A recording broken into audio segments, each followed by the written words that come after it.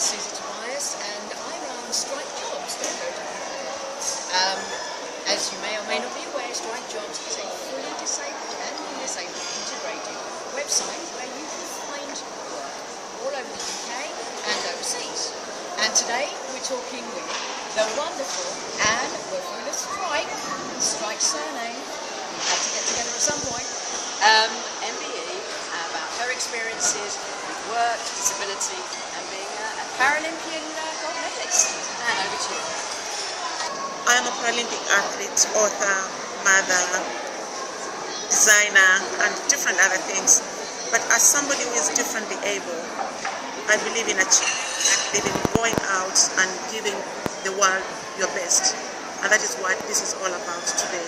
I was born in Africa, Kenya, and I only contracted only when I was 2.5 years. So from being an able-bodied child to being struck down by polio and being in an environment, in a community that did not know what to do with me, and they actually believed that I worked and ended, and I was so good to help me end it actually. But I am so lucky because I had parents who believed in me, who supported me, made sure that I got an education all the way to university level, and I graduated with a BEd. I became a teacher. In a community where there was a lot of stigma, it wasn't so easy. But as a person, I realized that everything had to do, or everything had to come from within me. I had to find strength to carry on and be someone in the community.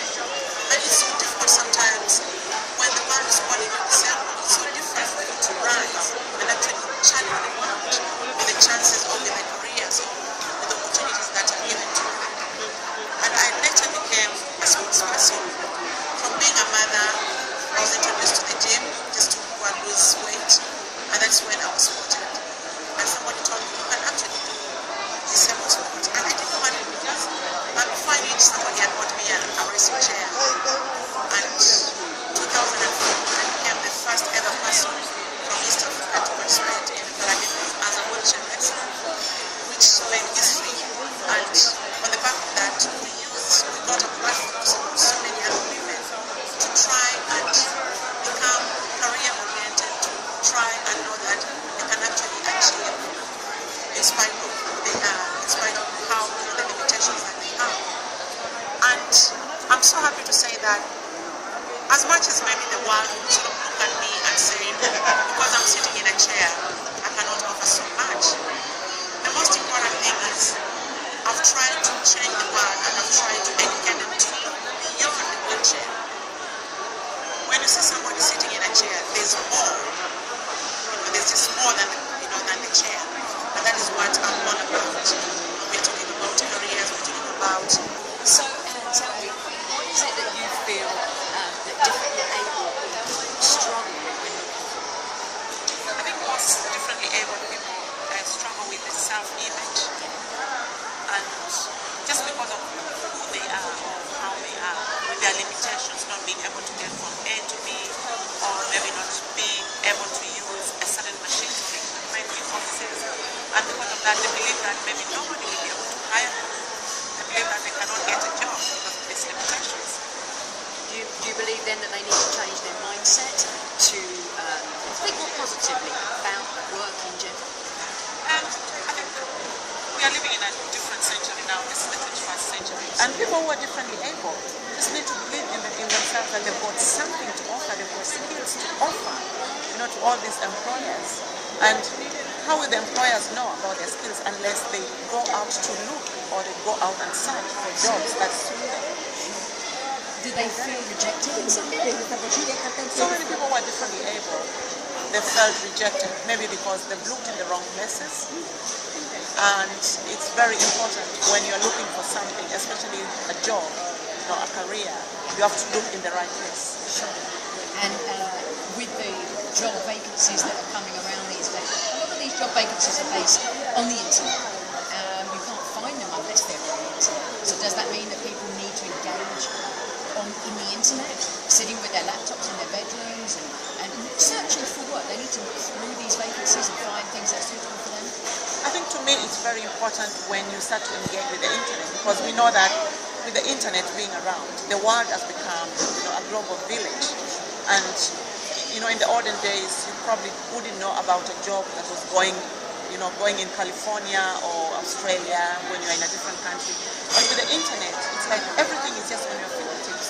And to me, I'd rather, instead of just sitting and watching the television or sort of being grumpy about different things, to me, it's just very important when you get onto the internet and start searching, look for jobs. The jobs are there. How would they get over the negative feelings? How would they bring out those positive feelings? Okay, now I'm going to go get a job. Now I'm going to go. How would they get there into the mindset of those things? How would they do that? When you're differently able, sometimes people struggle with so many things. People struggle with self-acceptance first of all. And sometimes you need to accept yourself. You need to accept who you are. You need to realize that because of your limitations, it does not take a lot away from you as a human being. And when you realize that, then you are able to go into the bigger world and tell people, hey, here I am, and how can you integrate me in the community?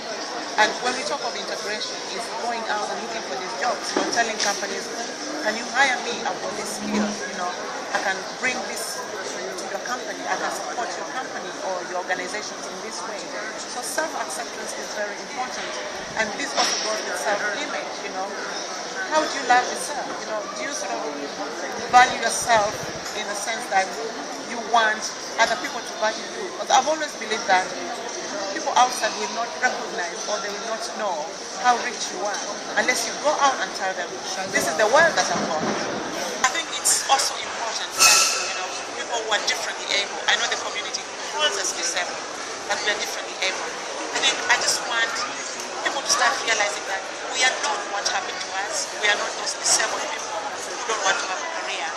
We are what, or we are who we choose to become, champions in different fields. So, if you were to say to anybody watching this, if they wanted to get into sport, go to the gym, engage in their positive side, would that be a good for people, do you think, to get into sport? Sport is a very, very powerful vehicle that can empower people in different ways. Personally, I've been empowered by sport. From somebody who was deprived, I am this girl who sat in a corner when my friends accessed PE. So I was introduced to sport relatively late in life, and I embraced it, and I started winning medals. And hey, I'm now a champion. So sport is very important. I've learned so many things through sport. I've learned discipline, I've learned self-love, I've learned to manage my time. And these are all principles that you can apply into your career. So here we have Anne, and I just wanted to thank Anne very much for engaging with Strike, being our Strike hero, and coming to meet with us today. And I want to thank you very much for your time. Thank you so much. Thank you very much. Thank you. And I'm sure that Strike can do it. Absolutely. Thank you.